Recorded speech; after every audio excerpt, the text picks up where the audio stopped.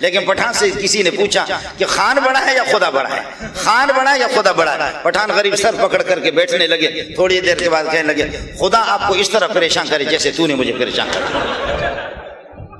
اللہ آپ کو اس طرح ذلیل کرے پریشان کرے جیسے کہ تو نے مجھے پریشان کیا۔ اگر خدا کو بڑا کہتا ہوں خان ناراض ہوتا، خان کو بڑا کہتا ہوں خدا ناراض ہوتا، میں کیا کروں؟ خدا کو بڑا کہتا ہوں، وہ کسی کو ہمارے مولوی کو طالب علم کو پکڑا، یہ ہمارے فوجی حضرات جو ہوتے ہیں انہوں نے پکڑ لیا، پکڑ کر کے کہنے لگے کہ بغیرت بتا دے، تو بغیرت بتا دے، ہم ٹھیک ہے یا طالبان ٹھیک ہے، ہم ٹھیک ہے یا طالبان ٹھیک ہے؟ آدمی بڑا تیز تھا، کہنے لگے اللہ کی قسم تم بھی فرشتہ ہو، تم بھی ٹھیک ہو اور طالبان بھی ٹھیک ہے، اصل کتے کے بچے ہم ہیں،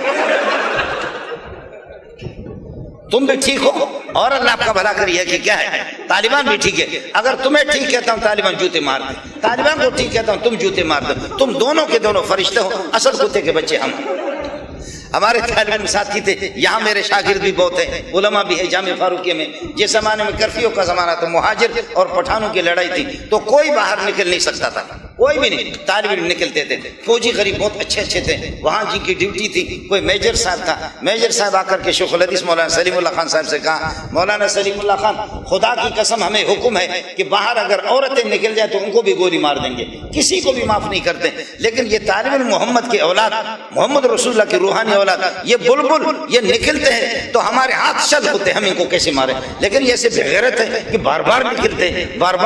ہیں، ان کو کچھ سمجھاؤ تو مولانا سلیم اللہ خان، تو شیخ الحدیث مولانا سلیم اللہ خان نے فرمایا کہ بھائی ٹوکری کے اندر مینڈکوں کو آپ جمع کر سکتے،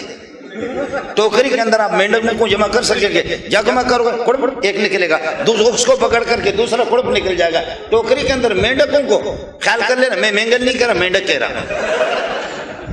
ہاں مینگل نہیں کہہ رہا، میں مینڈک کہہ رہا، میں خود مینگل ہوں، تو مینڈکوں کو جمع کرنا اور ان کو یہ کہ ان کو سنبھالنا کوئی آسان ہے؟ ہم نہیں کر سکتے۔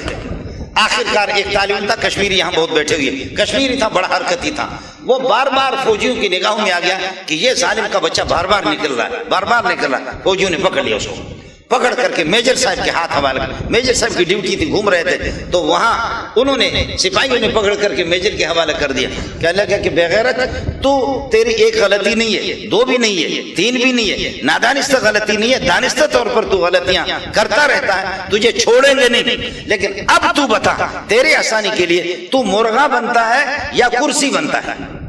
جیسے آپ نے دیکھا کرسی کی شکل میں بچوں کو سزا دیتے ہیں قاری حضرات اور اساتذہ حضرات، تو کرسی کی شکل میں بیٹھنا انسان کے لیے بہت دشوار ہے، بتاؤ کہ آپ کرسی بنیں گے یا یہ ہے کہ آپ یہ ہے کہ اللہ آپ کا بنا کریے کہ کیا؟ السلام علیکم ورحمۃ اللہ وبرکاتہ۔ محترم سامعین، مولانا منظور مینگل صاحب نے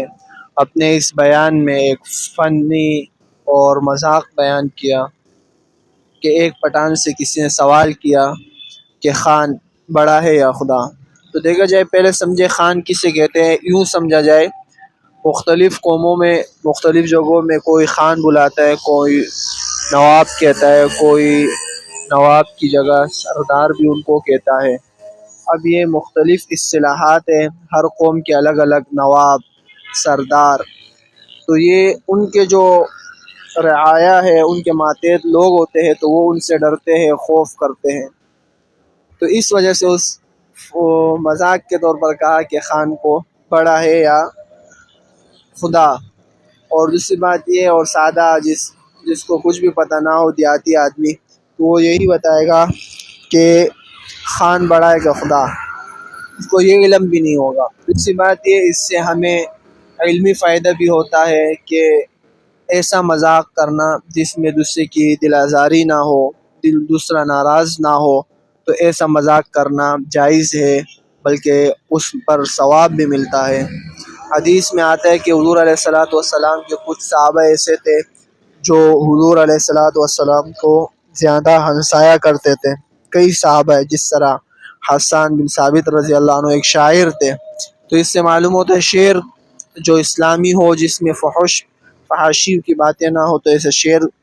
شاعری بھی جائز ہے، اور ایسا مذاق جس میں دوسرے کی دل آزاری اور ناراضگی نہ ہو تو ایسا مذاق کرنا بھی جائز ہے۔ تو اللہ رب العزت ہمیں مولانا منظور مینگل صاحب کی قدر نصیب فرمائے۔